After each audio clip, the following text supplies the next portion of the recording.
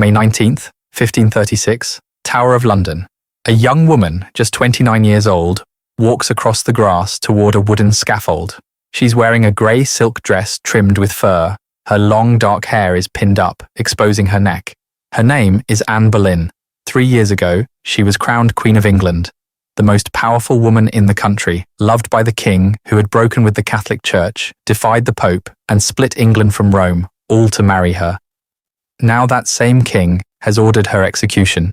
She reaches the scaffold. She turns to the crowd and speaks her final words. I come here to die, as the law has found me guilty. I do not accuse anyone. I am ready to meet my Maker.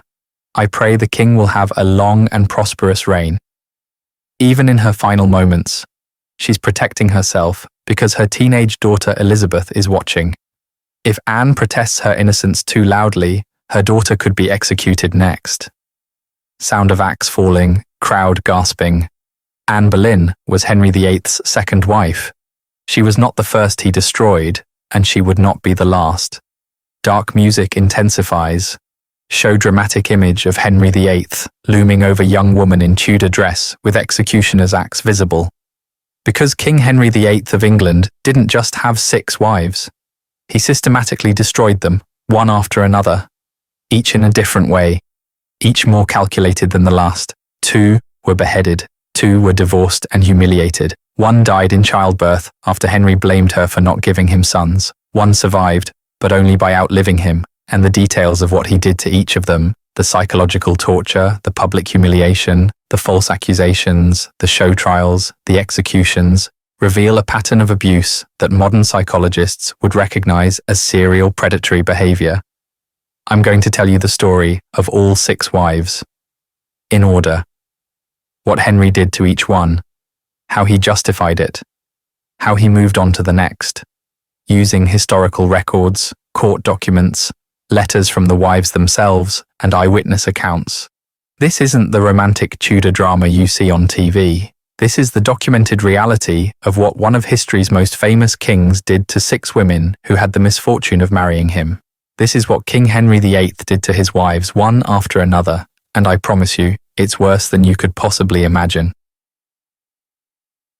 Wife number 1, Catherine of Aragon, minutes 1 to 7. Narrator. Let's start at the beginning. Before Henry became the tyrant history remembers. The marriage. In 1509, 18-year-old Prince Henry married Catherine of Aragon, his older brother's widow. Catherine was 24, Spanish, cultured, intelligent, and politically connected. She'd been living in England for 8 years in poverty after her first husband died. Young Henry actually seemed to love her. He wrote her poetry. He called her his true and loving wife. For the first 15 years, their marriage was stable. They had 6 pregnancies. Only 1 child survived, a daughter named Mary, born in 1516. The problem, Henry needed a male heir. The Tudor dynasty was new, only 24 years old. Without a son, England could fall into civil war after Henry's death. After Catherine's final miscarriage in 1518, at age 33, Henry realized she would give him no sons. He didn't just accept this and move on, he became obsessed. The destruction. By 1527, Henry had decided the marriage was cursed. God was punishing him. Why? Because Catherine had been married to his brother first, and the Bible forbade marrying your brother's widow. Never mind that he'd gotten a papal dispensation for exactly this issue 18 years earlier. Never mind that he'd been happily married to Catherine for nearly 2 decades. Suddenly, the marriage had never been valid. He demanded an annulment from the Pope. The Pope refused. So Henry did something unprecedented. He broke England away from the Catholic Church, declared himself supreme head of the Church of England, and annulled his own marriage. Catherine's suffering. Catherine refused to accept the annulment. She maintained, correctly, that she was Henry's true wife. Henry's response was brutal. Banned her from court. She never saw him again. Took away her daughter Mary. Catherine begged to see her. Henry refused. Stripped her of title. She could no longer be called queen. Moved her to increasingly remote cold castles, essentially imprisonment. Cut her household staff from 200 to fewer than 20. reduced her income from luxury to near poverty, forbade anyone to visit her, isolation, threatened anyone who supported her, terror tactics.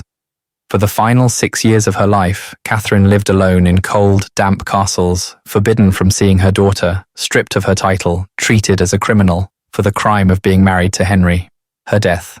In January 1536, at age 50, Catherine died.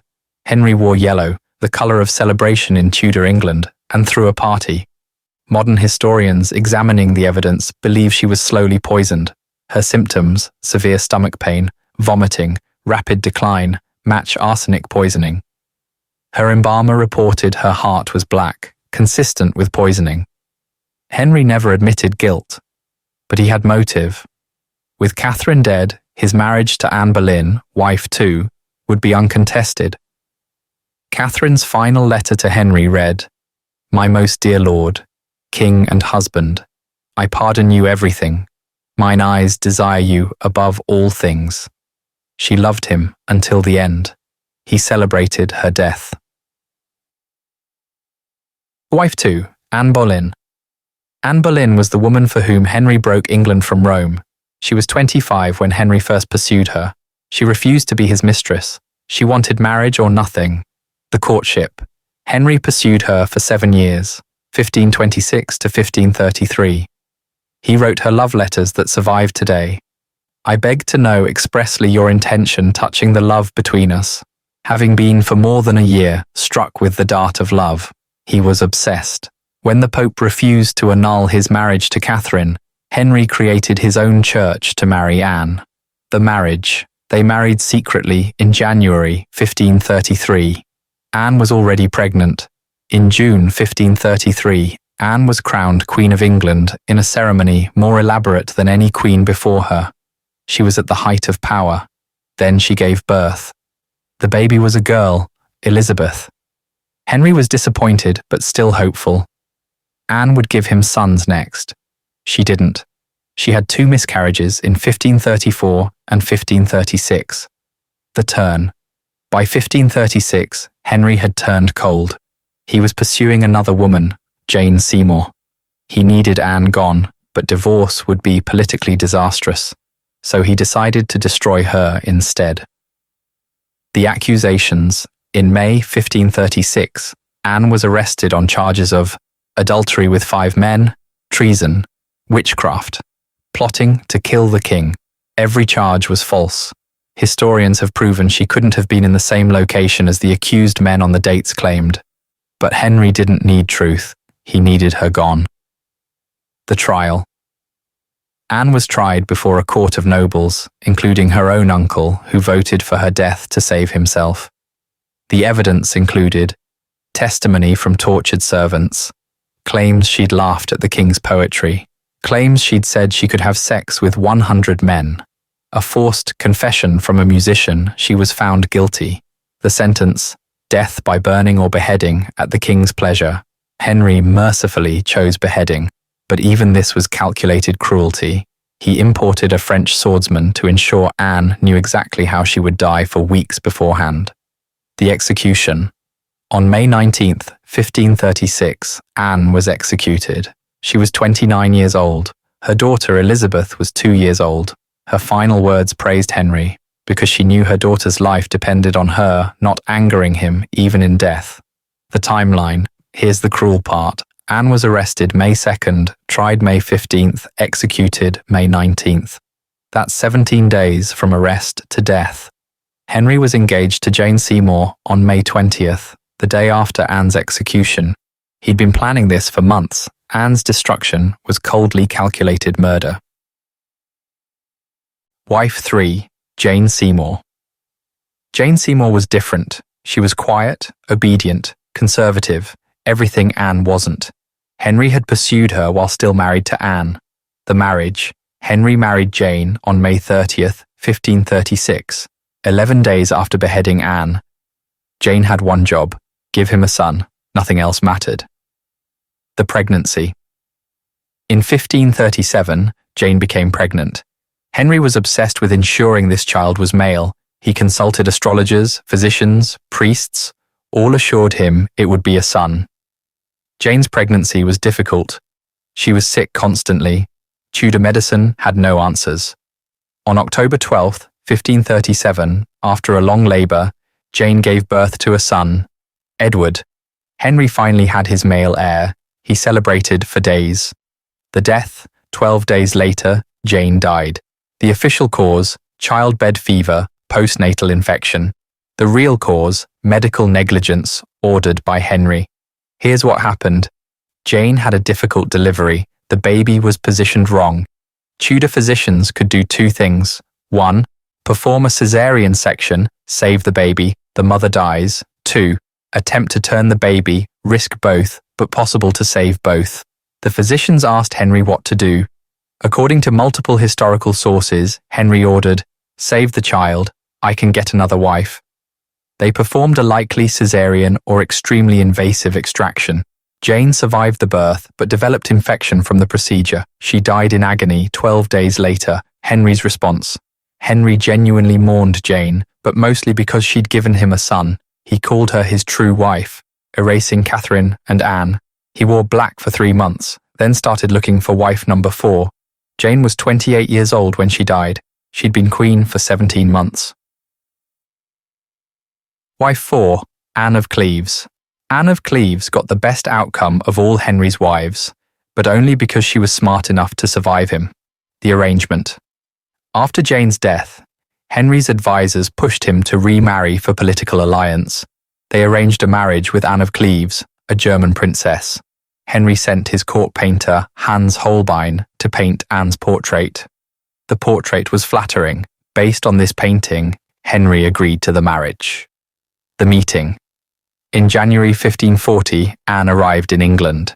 Henry, in a romantic gesture, decided to surprise her before the official meeting. He'd dress as a commoner, approach her, and reveal himself. Anne, not knowing who this strange man was, rejected his advances. Henry was humiliated. He later complained, "I liked her before not well, but now I like her much worse." Translation. She wasn't as pretty as her painting, and she'd rejected him. But politically, he couldn't cancel the wedding. They married on January 6, 1540. The marriage. Henry couldn't perform sexually with Anne. He found her unattractive and couldn't hide it. After their wedding night, he complained to his advisors, "I have not had nor intend to have anything to do with her." Anne, wisely, didn't push the issue. The annulment. 6 months later, Henry decided to annul the marriage. His grounds, non-consummation, his own fault. But here's where Anne showed intelligence. When Henry's representatives came to her with the annulment proposal, she agreed immediately. She didn't fight, didn't claim to be true wife, didn't cause political problems. Henry was so relieved that he gave her a generous income, £4,000 per year, enormous, gave her multiple castles and estates, called her his beloved sister, allowed her to remain in England with full respect, the survival. Anne of Cleves outlived Henry. She outlived all his other wives. She lived comfortably in England until her death in 1557 at age 41. Her secret? She didn't fight him. She gave him what he wanted, an easy exit, and he rewarded her for it. She was the smartest of Henry's wives, and the only one who escaped unharmed. Wife 5. Catherine Howard. After Anne of Cleves, Henry, now 49, overweight, with an ulcerated leg that made him unable to walk, married a teenager. The marriage. Catherine Howard was approximately 17 years old when she married Henry in July 1540. She was Anne Boleyn's cousin. Henry called her his rose without a thorn. He was infatuated. He showered her with gifts, jewels, dresses, estates. But Catherine was a teenager, married to a man 30-plus years older who was obese, smelled from his festering leg ulcer, and was violent-tempered. The affairs. Catherine had a past.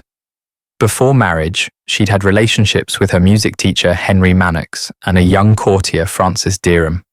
After marriage, she rekindled a romance with Thomas Culpeper, a young courtier close to the king. They met secretly. They exchanged love letters. Catherine was playing a dangerous game. She'd watched her cousin Anne Boleyn be executed 5 years earlier on false adultery charges. The discovery.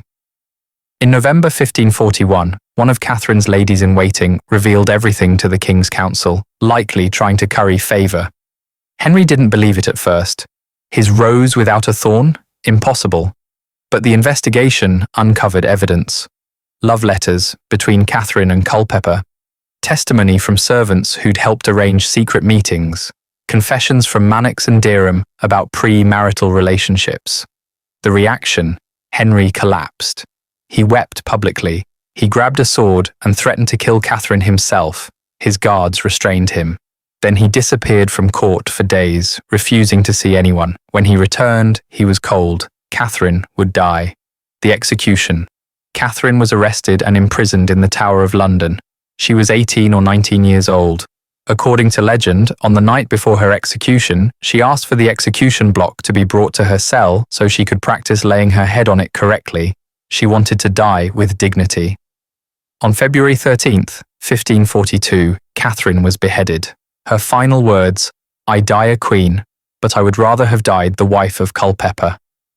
She admitted her love for another man even at her execution. The cruelty.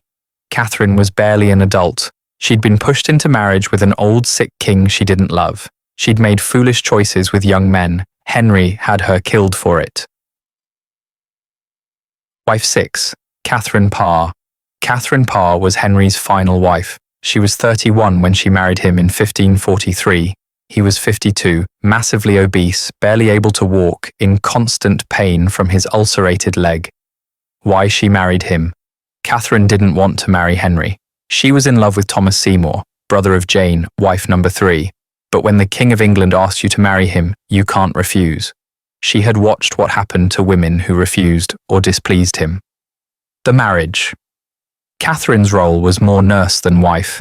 She cared for Henry's infected leg, managed his moods, and acted as stepmother to his 3 children, Mary, Elizabeth, Edward. She was intelligent, educated, and had Protestant leanings, which was dangerous in Henry's increasingly paranoid final years. The near death. In 1546, religious conservatives at court decided to destroy Catherine. They convinced Henry she was a heretic for her Protestant beliefs. Henry signed a warrant for her arrest. Catherine only survived because 1. A guard leaked the plan to her. 2. She rushed to Henry's chambers. 3. She threw herself at his feet and claimed she'd only discussed religion to distract him from his pain. He was actually the smart one. She was just learning from him. 4. Henry believed her and cancelled the arrest warrant. She came that close to being wife number 3 to be executed. The survival. Henry died in January 1547. Catherine had survived. She immediately married Thomas Seymour, the man she'd loved all along. But her story has one more tragedy. She died in childbirth in 1548 at age 36, shortly after giving birth to her only child.